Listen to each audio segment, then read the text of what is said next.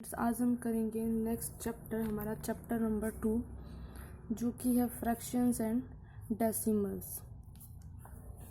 तो आज हम फ्रैक्शन की इंट्रोडक्शन क्लास लेंगे, जिसके अंदर फ्रैक्शन के बारे में बताएंगे कि फ्रैक्शन क्या होता है, कितने टाइप का होता है, उसकी सिंपलेस्ट फॉर्म क्या होती है। 5th क्लास में आपने ये सारी चीज़ें पढ़ी हुई हैं, so it just an introductory class of fractions. तो सभी ध्यान से सुनेंगे। डेफिनेशंस क्या है, मतलब फ्रैक्शन होता क्या है, किस तरह से हम डिफाइन करेंगे फ्रैक्शन को। तो fraction is defined as a part of the whole. कोई भी पूरी चीज़ है, उसका पार्ट क्या कहलाता, फ्रैक्शन कहलाता। फॉर एग्जांपल ये पेन है, पेन को अगर हम इसको काट के, मैं इसको के 3 पार्ट कर दूँ, इस पेन को मान लो कट करा यहाँ से 1 2 3 पार्ट्स में इस पेन को हमने डिवाइड कर दिया, तो इसका जो एक पार्ट है वो क्या कहलाएगा, फ्रैक्शन कहलाएगा। और उसको हम रिप्रेजेंट कैसे करेंगे वो बाद में देखेंगे रिप्रेजेंटेशन में। तो अगर आप कोई भी चीज़ है उसको आप पार्ट्स में डिवाइड कर देते हो, तो उसका जो एक पार्ट होता है वो किसको रिप्रेजेंट करता है, वो आपको फ्रैक्शन बताता है। फ्रैक्शन को हम रिप्रेजेंट करते हैं इस फॉर्म में, a/b की फॉर्म में। a यहाँ पे क्या है, एक होल नंबर है, b भी क्या है, होल नंबर है। a को हम बोलते हैं न्यूमरेटर और b को बोलते हैं डिनोमिनेटर। a है कोई भी होल नंबर हो सकता है, 0 1 2 3 4 5 6 7 up to so on. b क्या है, b है होल नंबर नहीं हो सकता, b कैन नॉट बी 0, 1 2 3 4 5 6 कुछ भी हो सकता है। तो ये थी डेफिनेशंस फ्रैक्शन की। नेक्स्ट आता है हमारे पास टाइप्स ऑफ द फ्रैक्शन। कितने टाइप के फ्रैक्शन होते हैं। तो first one is proper fraction. Proper fraction means ऐसा फ्रैक्शन जिसका denominator is greater than numerator, जिसका डिनोमिनेटर बड़ा होता है न्यूमरेटर से। For example 7/15 here 15 is greater than 7. What is 15? 15 is denominator. So denominator is greater than numerator. वो fraction हमारे पास क्या कहलाएगा, प्रॉपर फ्रैक्शंस। ठीक है, तो a fractions whose denominator is greater than numerator is called proper fraction. Next है improper fraction. Improper fraction में अपोजिट हो जाएगा, numerator is greater than denominator. ऐसा फ्रैक्शन जिसका न्यूमरेटर ग्रेटर है डिनोमिनेटर से, called improper fraction. For example इसी को अपोजिट कर लो, 15/7। Here 15 is greater than 7 means that is denominator is greater than numerator, so it's a improper fraction. Next third is mixed fraction. तो mixed fraction क्या होता है, improper fraction को ही हम मिक्स्ड फ्रैक्शन में कन्वर्ट करके लिख सकते हैं। फॉर एग्जाम्पल ये था हमारे पास 15/7 इज एन इम्प्रॉपर फ्रैक्शन। इस इम्प्रॉपर फ्रैक्शन को हम मिक्स्ड में कैसे कर सकते हैं, न्यूमरेटर को डिवाइड करेंगे डिनोमिनेटर से, 7 2 ज़ा 14, 15 में से 14 गया 1, तो 15/7 को हम क्या लिख सकते हैं, इसका कोशिएंट, ऊपर रिमाइंडर और नीचे डिवाइजर। तो 15/7 की जो मिक्स्ड फॉर्म है वो क्या है, 2 1/7। अब ये मिक्स्ड फ्रैक्शन आपको क्या बताता है, मिक्स्ड फ्रैक्शन में एक होल नंबर होता है, होल नंबर प्लस में एक प्रॉपर फ्रैक्शन होता है, प्रॉपर फ्रैक्शन। देखिए ये 2 1/7 को आप 2 होल नंबर है प्लस 1/7 मिक्स फ्रैक्शन है। आप हम इसको ऐसे रिप्रेजेंट कर सकते हैं, 2 + 1/7। तो 2 क्या है आपके पास, एक होल नंबर है, एंड 1/7 क्या है, एक प्रॉपर फ्रैक्शन है, प्रॉपर फ्रैक्शन है। तो मिक्स फ्रैक्शन क्या होता है, mix fraction contains a whole number and a proper fraction. ठीक है, इम्प्रॉपर फ्रैक्शन को हम मिक्स फ्रैक्शन में कन्वर्ट कर सकते हैं बाय डिवीजन। तो these are 3 types of the fractions, proper, improper and mix fraction. Next one is simplest form of a fraction.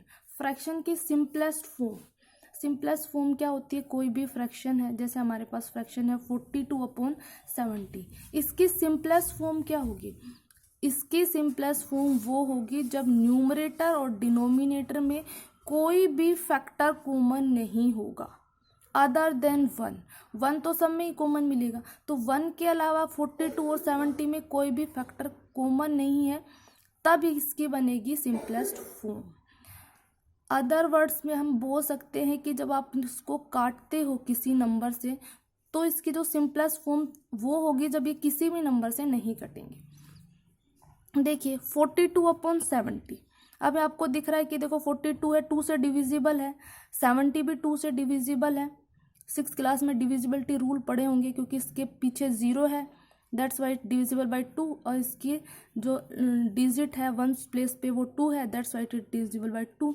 It means दोनों में जो 2 फैक्टर है न्यूमरेटर और डिनोमिनेटर में वो कॉमन है, तो इस 2 को हमें रिमूव करना पड़ेगा। तो यहाँ से हम इसको 2 से कट करते हैं, 2 2 3 जा 6, 2 5 जा 10, 2 2 जा 4, 2 1 जा 2। अब देखिए यहाँ पे 1 है, यहाँ पे 5, 2 तो नहीं है इनमें कॉमन।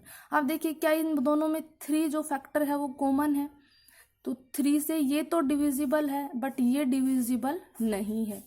4 से 4 भी नहीं है दोनों में, 5 नहीं है, 6 नहीं है। अब 7 से आपको लग रहा होगा 7 की टेबल में ये भी आता है, ये भी आता है।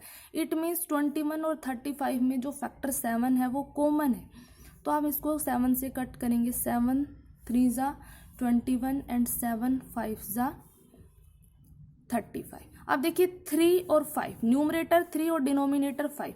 अब इन दोनों में कोई भी फैक्टर कॉमन नहीं है, ये 3 की टेबल में आता है, ये 5 की टेबल में आता है, दोनों कोई भी ऐसी टेबल नहीं है जिसमें दोनों आए 3 और 5।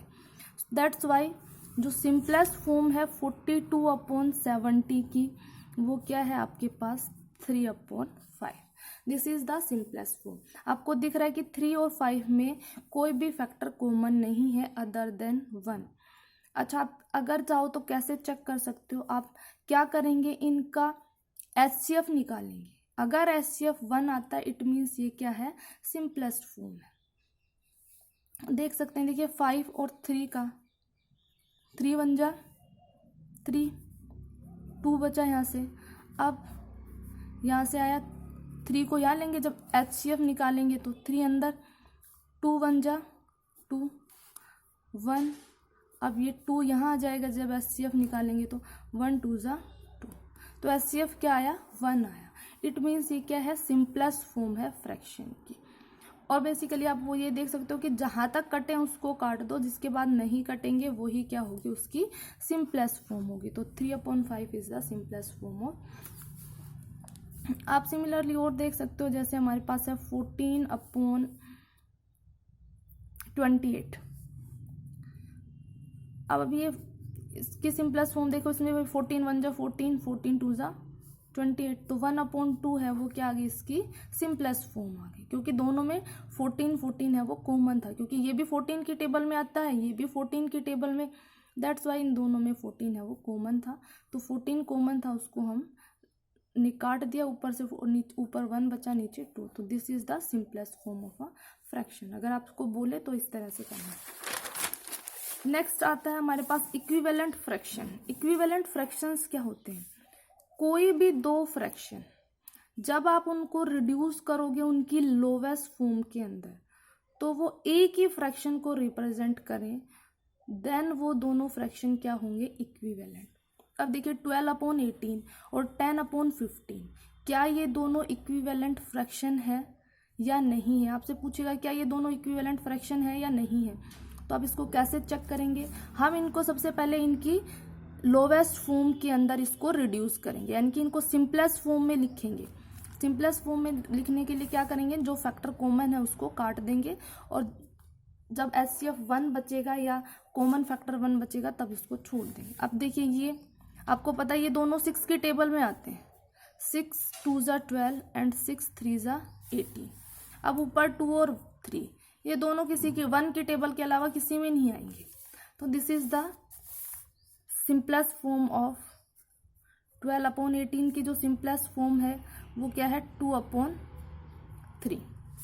अब इसकी देखते हैं। अब ये दोनों क्या है 5 की टेबल में आते हैं 10 और 15, तो 5 से काट दो, 5 2 ज़ा 10 एंड 5 3 ज़ा 15। इसकी भी जो सिंपलेस्ट फॉर्म है वो क्या आई है 2/3। तो जब आप दो फ्रैक्शन को उनकी सिंपलेस्ट फॉर्म में लिखो और वो एक ही फ्रैक्शन को रिप्रेजेंट करे या वो दोनों का एक सिंपलेस्ट फॉर्म एक ही फ्रैक्शन आए, तो वो दोनों फ्रैक्शन क्या कहलाएंगे equivalent. So 12/18 and 10/15 are equivalent fraction. ये दोनों क्या है इक्विवेलेंट फ्रैक्शन है। कैसे चेक करेंगे, उनको सिंपलेस्ट फॉर्म में लिखेंगे। अगर एक ही फ्रैक्शन को रिप्रेजेंट करते हैं तो वो इक्विवेलेंट है, और अगर एक फ्रैक्शन को रिप्रेजेंट नहीं करेंगे तो वो क्या है इक्विवेलेंट नहीं है। अब नेक्स्ट आता है कि आपको एक फ्रैक्शन गिवन है 3/5 है। For example 3/5 is a fraction. आपको बोले कि इसके इक्विवेलेंट फ्रैक्शन लिखिए, तो आप कैसे इसके इक्विवेलेंट फ्रैक्शन है वो लिखेंगे।